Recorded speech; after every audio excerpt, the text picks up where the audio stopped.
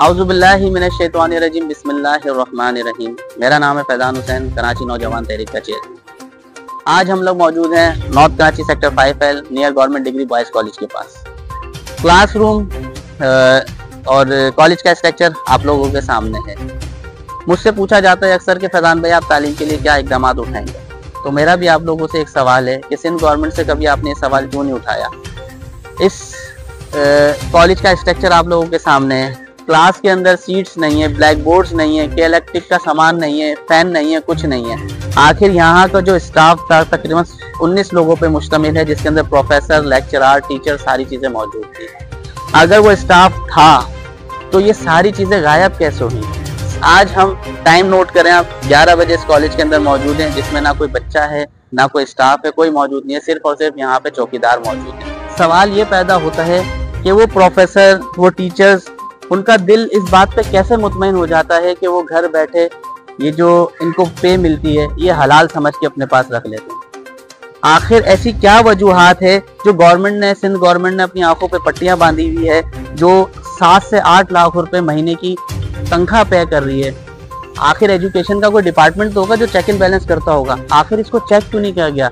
सिर्फ एक ये government degree boys college north Karachi का मसला नहीं है, यहाँ सरजानी से लेके न्यू कराची, नॉर्थ कराची, इधर बेहिसाब कॉलेज ऐसे हैं जिनको खंडरात की शक्ल इख्तियार की गई है। हम सिंध गवर्नमेंट से एक मुतालबा ये करेंगे आप लोगों के तवस्सुत से, हम एक थारी यूथ होके, कि हम सिंध गवर्नमेंट से ये मुतालबा करेंगे कि अगर आपको पैसों की इतनी ज़्यादा भूख है तो आप एक काम करें, ये कॉलेजेस और स्कूल जो है हमें ठेके पे दे दें, हम उसके भी आपको पैसे दे देंगे। क्योंकि आप सैलरी और फंड तो वैसे ही खा रहे हैं, हलाल हराम की तमीज़ सब भूल गए हैं। तो कम से कम आप इतना इस कौम के ऊपर रहम कर लें। अगर आप लोगों को थोड़ा सा इस कौम के बारे में कुछ सोचना है तो ये कॉलेजेस और स्कूल जो है वो हमें ठेके पे दे दें और हमसे पैसे तय कर लें महीने के। हम ही इसको रेनोवेट करवा के, अहले मोहल्ला सारे रेनोवेट करके इसके अंदर बच्चों की तालीम का नया का आगाज़ करेंगे।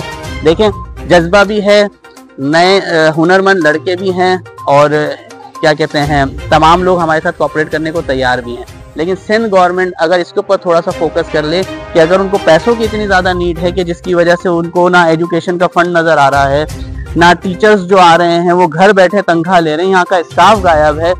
अगर पैसों की उनको इतनी ज़्यादा नीड है तो वो हमसे भी तय कर लें और हमें ठेके पे दे दें, हम अपनी मदद आपके तहत ये चला लेंगे। अगर आप लोगों से तो नहीं चल रहा, उम्मीद करता हूँ मेरी बात को आप समझ रहे होंगे।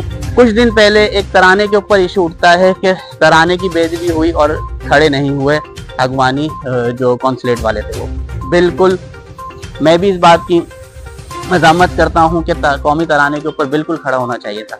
लेकिन कभी आपने सोचा है कि जब आपका बच्चा तराने का ते तक नहीं सीखेगा तो आएगा कैसे। ये जो कॉलेज और स्कूल की हालात हैं, जब आप स्कूल को, अपने बच्चों को सरकारी स्कूल से तालीम से महरूम करेंगे तो उनके तराने का मकसद सिखाएगा कौन, उसका एहतराम सिखाएगा कौन। तो खुददारा सीखें, आवाज़ उठाएं। सिंध गवर्नमेंट से अपील करता हूँ फिर कि अगर आप लोगों से नहीं हो रहा तो ये कॉन्ट्रैक्ट पे हमें दे दें, हम अपनी मदद के तहत खुद चला देंगे।